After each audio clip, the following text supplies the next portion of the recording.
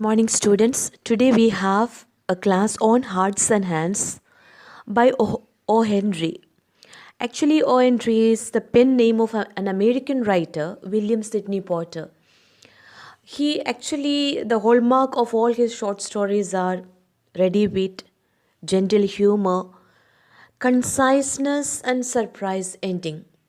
And all these good qualities we see in the present story called Hearts and Hands. And this is not an exemption. Okay, this is the hallmark of most of his short stories.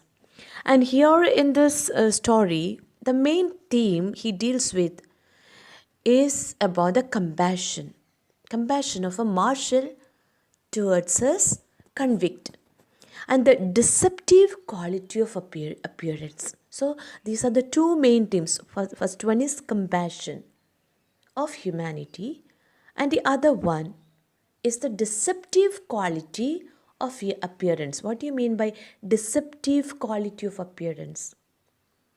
Meaning, the appearance or the outward shows can be deceiving or deceptive. It can lead you into wrong convictions.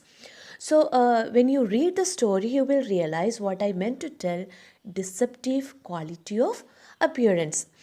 Here in this story, the main characters are Mr. Easton and the marshal, as well as we have a lady character, that is Miss Fairchild, who is an old acquaintance of Mr. Easton. Now, Mr. Easton, we come to know, is a criminal, and the officer in charge, the marshal, rescues him from embarrassment twice in the story. First, by telling a lie that he is the convict. The marshal himself says that he is the convict, and Easton is the marshal. And lying again that he needs a smoke in order to help Mr. Easton escape from the embarrassing situation. He felt the need to help out a man who is caught on the wrong end of life. And this has been an outstanding display of human compassion. We have seen being merciful, kind, compassionate, generous in a normal way. A person who is in need of your generosity and kindness, you do it. But here, a convict, a criminal is being given mercy by an officer or the marshal. So that makes difference in this story. And again, the story reminds us the old lesson that appearance can be deceptive, as I said. Until the last line of the story, none of us would think that Mr. Easton is not the marshal but the criminal. The twist in the end not only makes the story interesting and likable, but also delivers the message that things should not always be taken at the face value. Things should never be taken at the face value. That is why it is called appearance. Deception in outward appearance. It is rightly said, beauty is deceptive, isn't it? So, outward appearance cannot be taken as the face value. The title of the story, Hearts and Hands, draws a lot of attention. Apart from the rhythmic quality, it can be explained from different perspective. Though the hands of the two men were handcuffed, representing a contrasting relationship of a prisoner and an officer. The hearts went alike. The marshal could feel the beats of the heart of his convict, the prisoner, the criminal. And he comes forward to save this prisoner, this criminal, from the embarrassing situation by lying to a woman who is just an acquaintee. Now, although his hands were forced to do the duty of punishing a convict, his heart made him feel pity for Mr. Easton. Now, if you go through the lesson, hope you have got the text with you, children. Take page number 69 of your treasure trove. and read along with me. At Denver, there was an influx of passengers into the coaches on the eastbound B&M Express. In one coach, there sat a very pretty young woman dressed in elegant taste and surrounded by all the luxurious comforts of an experienced traveler. Among the newcomers were two young men, one of handsome presence with a bold, frank countenance and manner, the other a ruffled, glum faced person, heavily built and roughly dressed, and the two were handcuffed together. So the paragraph says that there was an influx of passengers into the coaches on the eastbound BM Express. So we come to know the story begins in a train journey, isn't it?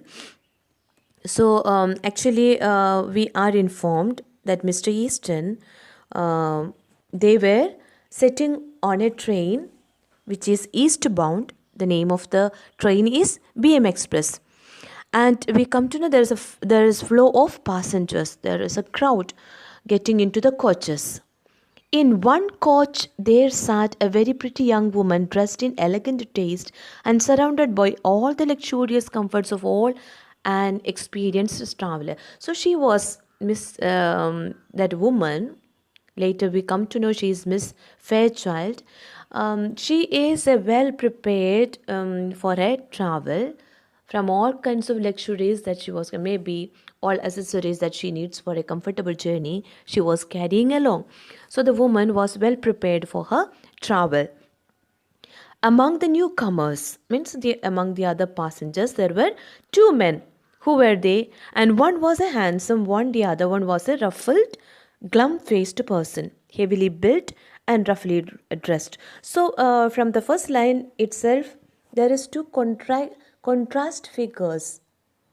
One, a very frank countenance. Frank means honest, looking very candid and honest in appearance.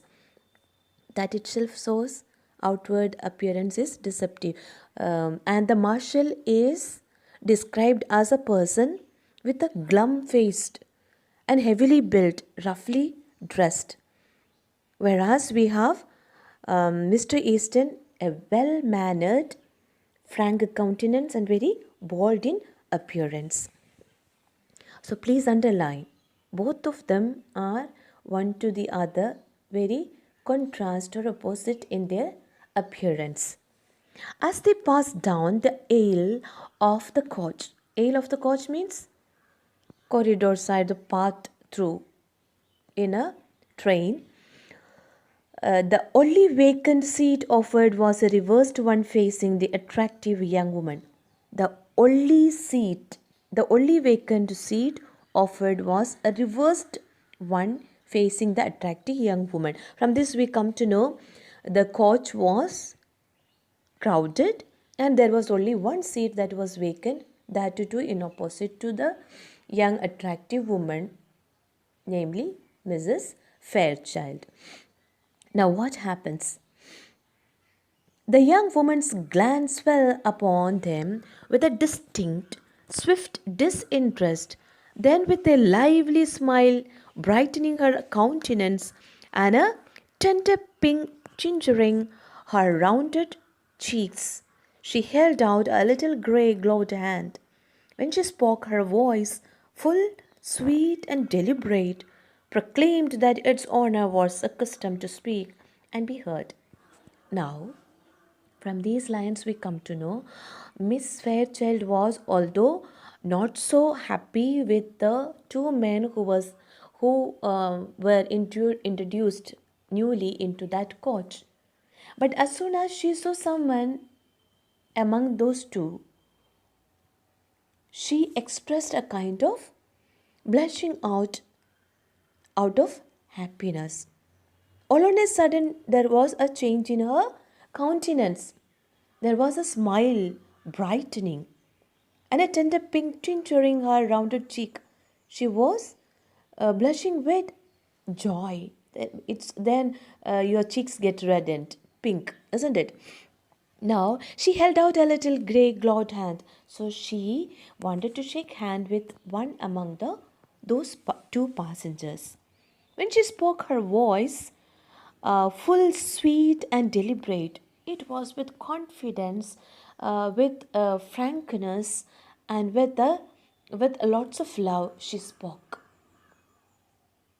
And then we come to know this Miss Fairchild is very good at making a putting into a dialogue or getting into conversation. Well, Mr. Easton, if you will make me speak first, I suppose I must. How did she begin? She begins that since Mr. Easton did not take an interest in wishing her, she says, let me take my chance to greet you. So, thus elegantly dressed, luxurious, pretty young woman, as she saw Mr. Easton, she expressed a kind of familiarity that she knew him. And then Mr. Easton greets her with his left hand. So we come to know in the proceeding lines that she says, well, Mr. Easton, if you will make me speak first, I suppose I must. Don't you ever recognize old friends when you meet them in the West? Now she's telling when you are here, why you forget all your acquaintances of the West. Meaning that when they were in West, they were very good friends. Meaning that she knew him very well in her younger days or in the past. The younger man aroused himself sharply at the sound of her voice, seemed to struggle with a slight embarrassment. Underlined, children. He expressed his embarrassment, seemed to struggle with a slight embarrassment, which he threw off instantly and then clasped her fingers with his left hand. Although he was embarrassed to find somebody in the coach known to him. Why? Because his hand is being handcuffed with the marshal. However, he extended his hands to greet Miss Fairchild. Now what happens? Mr. Easton greets her with his left hand as his right hand is handcuffed. Then then what happens with the good marshal? Okay. In the coming line, we come to know it's Miss Fairchild, he said with a smile. So he also acknowledged her by pronouncing her name. I'll ask you to excuse me. Excuse the other hand. So he said, please excuse me, my right hand is being handcuffed. It's otherwise engaged just at present. So he said, at present it is just engaged. So please excuse me for wishing you or greeting you with my left hand. He slightly raised his right hand, bound at the wrist by the shining bracelet, to the left one of his companion. So he raised his handcuffed hands towards her to show that his hands are being engaged. The glad look in the girl's eyes slowly changed to a bewildered horror. So that horrified the young girl to see Mr. Easton being handcuffed. So she sensed some kind of mischief or some kind of horror. The glow faded from her cheeks. Her lips parted in a vague, relaxing distress. Easton, with a little laugh, as if amused, was about to speak again when the other forestalled him. When the other forestalled him means the real marshal stopped him from speaking anything.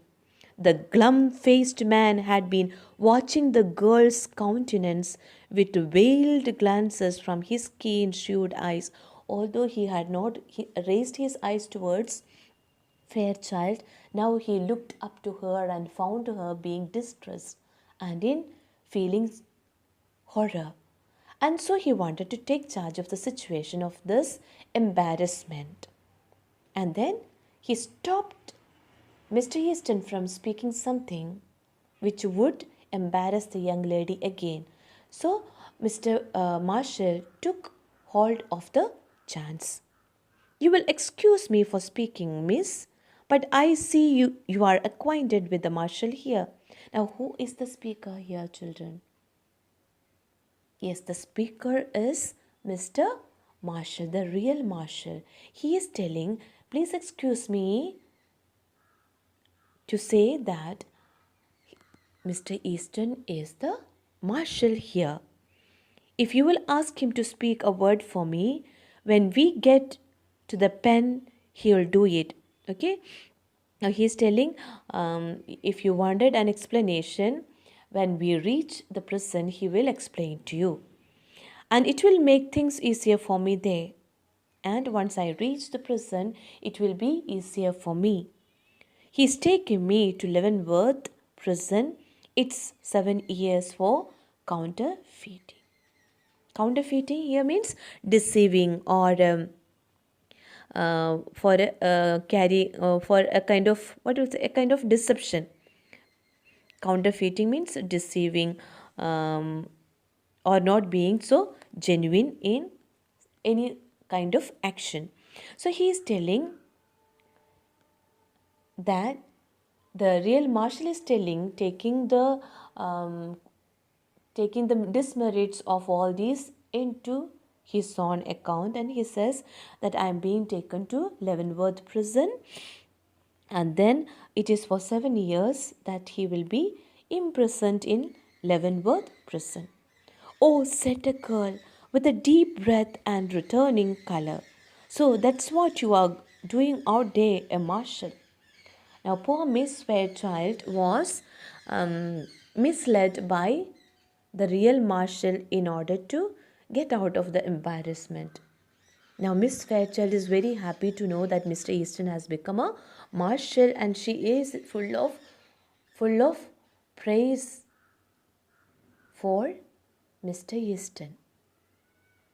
And then the color came back to her. Her countenance flushed again.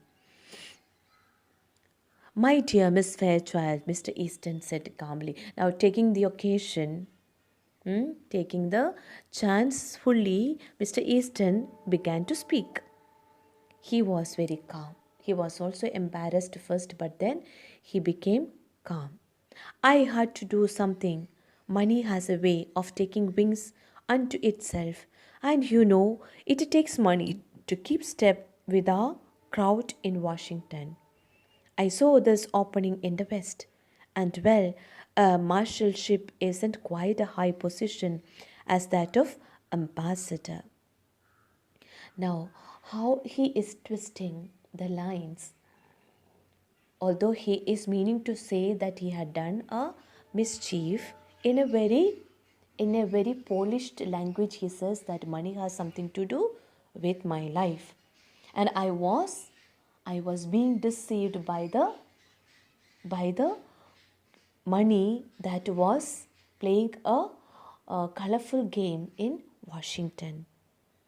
And then he fell into the trap of this game of money. I saw this opening in the West. When he was in the West, he got trapped by this world which is deceived by money and its attractions. So, in a way, he said that he has done a mistake, but poor Miss Fairchild could never understand because the real marshal had already told him that the real marshal is the convict and Mr. Easton is the marshal. Now, he is telling, he doesn't want to say that he is happy to be a marshal. He says marshalship isn't as great as that of an ambassador. Who is an ambassador? An ambassador is a minister of the highest rank to a foreign country and a representative of a country. Now he says that I don't want to be a marshal, but I wanted to be a representative of a foreign country. The ambassador, said the girl warmly, and she was brightened up to hear that Mr. Easton wanted to be an ambassador. Doesn't call any more. He needn't ever have done so. You ought to know that. And so now you are one of these dashing Western heroes. And you ride and shoot and go into all kinds of dangers. Now she is all full of praise for Mr. Marshall. And he says, "You are the hero of the West." And he is brightened up, saying that you ride and shoot and go into all kinds of dangers as a marshal. That's different from the Washington life. Now, yes, she says it is so very different from the Washington life. You have been missed from the old crowd. So she wanted to tell him, when your old self was someone who enjoyed life, and now being a marshal you are so very responsible, and a lot of work to be done. The girl's eyes, fascinated, went back, whitening a little, to rest upon the glittering handcuff. So again, her eyes were caught up with the handcuff. So she was again surprised to see the handcuffs.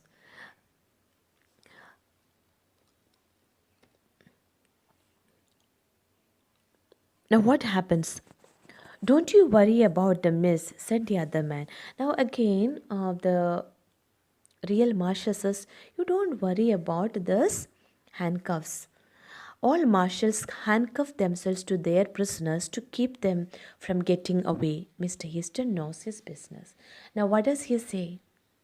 Every convict used to be handcuffed with the marshal so that the convict do not run away or escape the situation. And then finally he says a line, "Mr. Easton knows his business." Mr. Easton knows his business, meaning to say that the reality of this handcuff is known to Mr. Easton, but I only saving the situation of this embarrassment. Will will we see you again soon in Washington?" asked the girl. So she doesn't want to give up. She asked, "Can I meet you in Washington?" "Not soon, I think," said Easton. "My butterfly days are over, I fear." Now he is telling um, in an indirect way that he is not a free butterfly anymore, that he is clipped, that too for 7 years, an imprisonment. But the young girl, she is still fascinated with the idea that Mr. Easton is the marshal. Now she continues to say, "I love the West." And the girl irrelevantly said, the girl irrelevantly. So there is no such thing that she would say that she loved the West. But she said, meaning to say Marshall, that meaning to say to Mr. Easton that she want him back to Washington. Her eyes were shining softly. She looked away out the car window.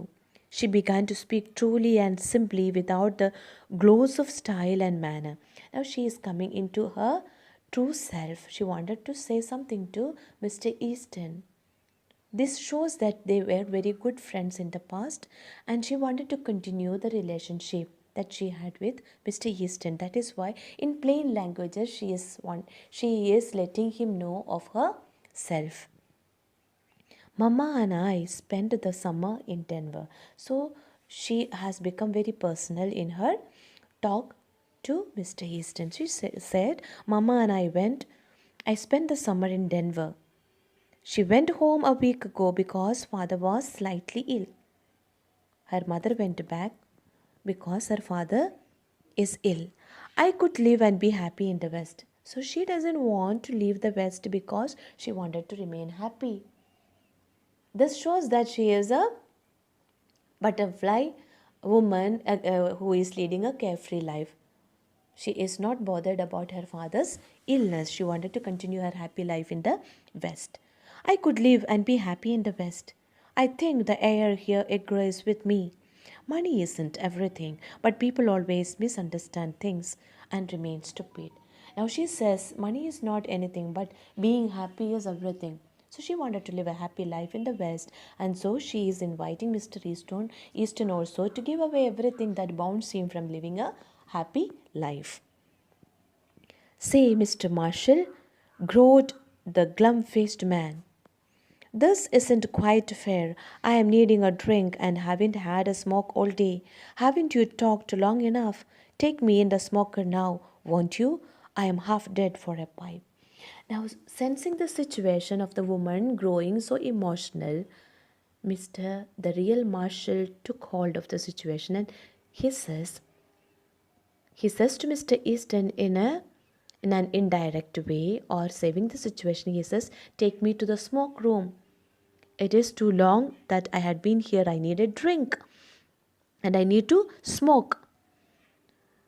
And he wanted him to move away from the situation. Now, the bound travelers rose to their feet, Easton with the same slow smile on his face. So, Easton also understood that Mr. Marshall is playing a trick or saving the situation. So, without saying anything, Mr. Easton stood up and moved to the smoker. "I can't deny a petition for tobacco." How did he say? What did he tell to Miss Fairchild? "I can't deny a petition for tobacco." That is the way in the West, children. In Western countries, smoking is something very important as to keep themselves warm. So he says, "I cannot deny the petition for a tobacco." He said lightly, "It's the one friend of the unfortunate.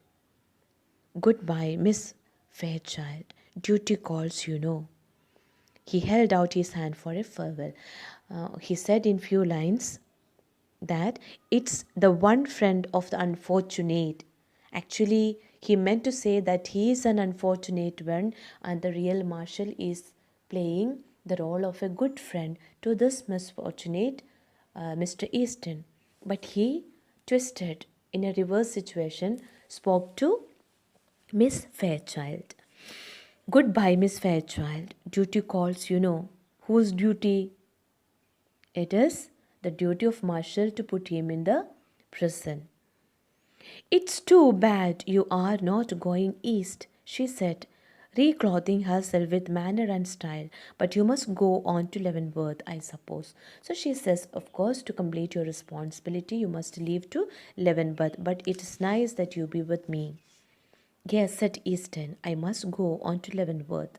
The two men sidled down the aisle into the smoker. The two passengers in a seat nearby had heard most of the conversation. Said one of them, "That Marshall's a good sort of chap. Some of these Western fellows are all right." So, listening these conversation, some of the passengers in the coach had understood the situation and they praised the real marshal, saying, "Some of the Western fellows are all right." "Pretty young to hold an office like that, isn't he?" asked the other. So the other passenger must have not understood. So he also mistook Mr. Easton to be the marshal. So he said, "Pretty young to hold an office like that, isn't he?" asked the other. "Young?" explained the first speaker. "Why? Oh, didn't you catch on? Say, did you ever know an officer to handcuff a prisoner to his right hand?" So he explained that it's never an officer handcuff with the right hand, but the officer's hands, the left hand of the officer is being handcuffed with the right hand of the culprit. And it is here the story ends with the understanding that the clear understanding who the real marshal is. Okay, so you hope you understood, although I explained in the beginning itself the deception and all. Hope you understood the story. It is only to make you clear that in the beginning itself I explained to you what the story is. If you read it, I know you all have read it, that's why I gave an explanation of the story. So go through it, read the workbook to get a better and clear understanding of the text. If any doubt, you put me a message and I'll help you out. Good luck. God bless you, children.